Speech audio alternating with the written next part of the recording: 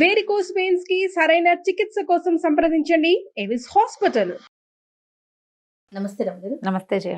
రమగారు, మాఘమాసం, ఈ మాసం యొక్క విశిష్టత ఏంటండి? ఈ మాసంలో అనుసరించాల్సిన విధి విధానాలు బోల్డ్ అని. ఆ, మాఘం పుష్యమాసం అవ్వంగానే సంక్రాంతి పండగ వెళ్ళేసరికల్లా ఇంచుమించు 10 రోజుల్లో అలా వచ్చేస్తుంది. మాఘము సౌరమాసం, సూర్య సంబంధమైన మాసం. ఇప్పుడు సూర్యారాధన విశేషమైన ఫలితాన్ని ఇస్తుందట. మాఘంలో వచ్చేటువంటి ఆదివారాలు, మాఘంలో వచ్చే సప్తమి, మాఘంలో వచ్చే రేపు చతుర్దశి, మన మహాశివరాత్రి కూడా విశేషంగా చెప్పుకుంటాం. మాఘంలోనే భీష్మ ఏకాదశి వస్తుంది. పర్వదినాలు అత్యద్భుతమైనవి ఉన్నాయి. ఈ మాఘంలో ఏంటంటే కార్తీకంలో చేసినట్టుగానే మాఘంలో కూడా ఏమన్నా పొద్దున్నే స్నానం చేయాలి. కార్తీక స్నానం సూర్యోదయాత్ పూర్వం. అవును, ఇది సూర్యోదయం అవగానే చేయటం. మాఘం అంతా మనం సూర్య దర్శనం చేస్తే విశేషమైన ఆరోగ్యం లభిస్తుంది. మాఘ పురాణం కూడా చాలా బాగుంటుంది. మాఘ పురాణము బాగుంటుంది, చేసాం కదా. మాఘ పురాణం వినడం కూడా మంచి విశేషమైన ఫలితాన్ని ఇస్తుంది. ఇప్పుడు ఏంటంటే సూర్యుడు నిన్నటి నుంచి, మనం ఎప్పటి నుంచి, మకర సంక్రమణం నుంచి కొంచెం భూమికి దగ్గరగా వస్తాడు. దగ్గరగా రావటం, ఉత్తరం వైపుకి వాలి మనకి ఉదయించటం, తేజరిల్లటం, సౌరశక్తి పెరగటం మొదలు పెడుతుంది అనమాట. భూమికి కొంచెం దగ్గరగా వస్తాడు. ఇలాంటప్పుడు గనక మనం సూర్యారాధన చేస్తే ఆరోగ్యానికి మంచిది, ప్రకృతికి మేలు చేసే ఆరాధన ఏంటంటే సూర్యారాధన. సూర్యుడు ప్రత్యక్ష నారాయణ స్వరూపం కదా. ఇప్పుడు మనం మామూలుగా చెప్పుకుంటాం సృష్టి స్థితి లయకారకులు. సృష్టికారకుడు బ్రహ్మ, స్థితికారకుడు విష్ణువు, లయకారకుడు శివుడు. స్థితికారకుడు అంటే విష్ణువు ఏం చేస్తాడు, మనని కాచి కాపాడతాడు కదా. ఆ కాచి కాపాడే దాంట్లో మనకి ఆహారాన్ని ఇవ్వడము, ఆరోగ్యాన్ని ఇవ్వటం అనేది ఒక ప్రత్యేకమైన సెషన్ కదా, ఒక ప్రోగ్రామ్. ఆ ప్రోగ్రాంకి అధిపతి సూర్యుడు. సూర్యుడి వల్లే మనకి పంటలు పండుతాయి, సూర్యరశ్మి వల్లే ఆరోగ్యం, సూర్యుడి వల్లే మన రోజు, మన దినం గడుస్తుంది కదా. ఏ దినం, అనుదినము మనకి సూర్యుడు కనపడాల్సింది. ఏ రోజున సూర్యుడు లేడో ఆ రోజున చీకటిగా ఉంటుంది జీవితం. సూర్యుడు లేకపోతే పచ్చదనం లేదు. పచ్చదనం లేకపోతే పంట లేదు, పంట లేకపోతే తిండి లేదు, తిండి లేకపోతే మనిషి లేడు. ఇంకా సైకిల్ కదా ఇదంతా. సో ఇప్పుడు వచ్చేటువంటి సూర్యుడిని ఆరాధించడం చాలా విశేషమైంది. మాఘంలో ప్రత్యేకంగా మామూలుగా మనకు ఆదివారాలు, సప్తమి తిథులు సూర్యుడికి సంబంధించినవి. రవివారం అంటాం ఆదివారం కదా, సండే కాబట్టి ఈ ఆదివారం నాడు, మామూలు ఆదివారాలు ఎట్లా చేసుకుంటాం మనం, మామూలు అది మన ఆట విడుపుగా ఉంటుంది. మాఘాదివారాలు పర్వదినాలు. ఈ మాఘపు ఆదివారం రోజున తప్పకుండా సూర్యుడిని నమస్కరించటము విశేషంగా, తర్వాత సూర్యుడి కోసం పాలు పొంగించటము, సూర్యుడికి సంబంధించిన స్తోత్రాలు చదువుకోవటం. ఆ రోజు నియమం ఏం చెప్తారంటే స్త్రీ తైల మధు మాంసాన్ని వర్జయేతని.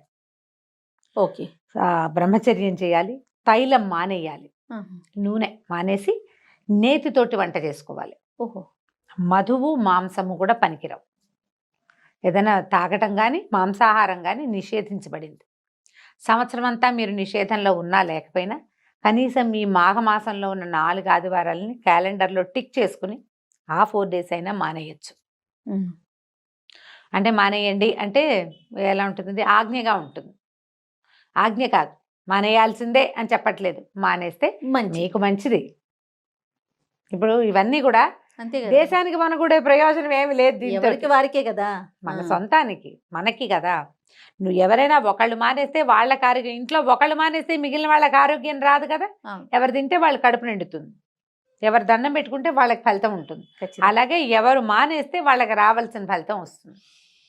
ఖచ్చితంగా ఈ 4 ఆదివారాలని మనం విశేషంగా చేసుకోవచ్చు.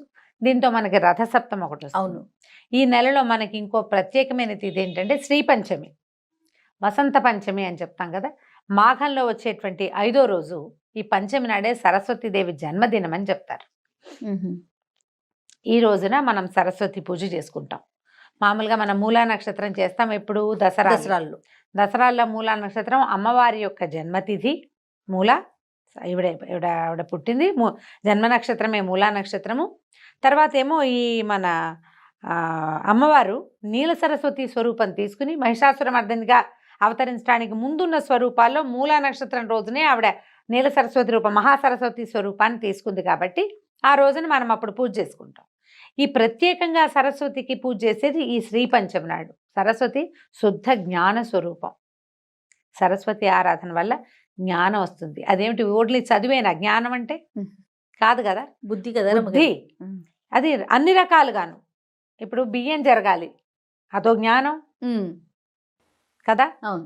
అవి ఎక్కడి నుంచైనా ఏదైనా ఒక ఊరు ప్రయాణం చేయాలంటే దానికి కావాల్సిన వివరాలన్నీ తెలుసుకోవాలి, వివరాలన్నీ గుర్తుపెట్టుకోవాలి. అవన్నీ జ్ఞానానికి సంబంధించిన విషయాలు. అవును.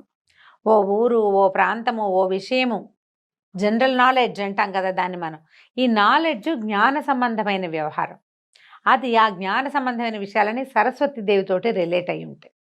ఈ శ్రీ పంచమి రోజున ఎవరైతే శ్రద్ధగా సరస్వతిని ఉపాసిస్తారో వాళ్ళకి జ్ఞాన సముపార్జనకు అవకాశం లభిస్తుంది. అందుకని విద్యాభ్యాసాలు అవి చేసేటప్పుడు ఈ మన పిల్లలకి అక్షరాభ్యాసం చేయించాలంటే మూలా నక్షత్రం నాడు కుదిరితే కుదిరింది, లేకపోతే ప్రధానంగా ఈ సరస్వతి పూజ రోజున శ్రీ పంచమి నాడు చేయిస్తాం. అవును. ప్రఖ్యాతమైన సరస్వతి ఆలయాలు మనకి చాలా ఉన్నాయి. మాఘంలో కిటకిటలాడుతూ ఉంటాయి అవి.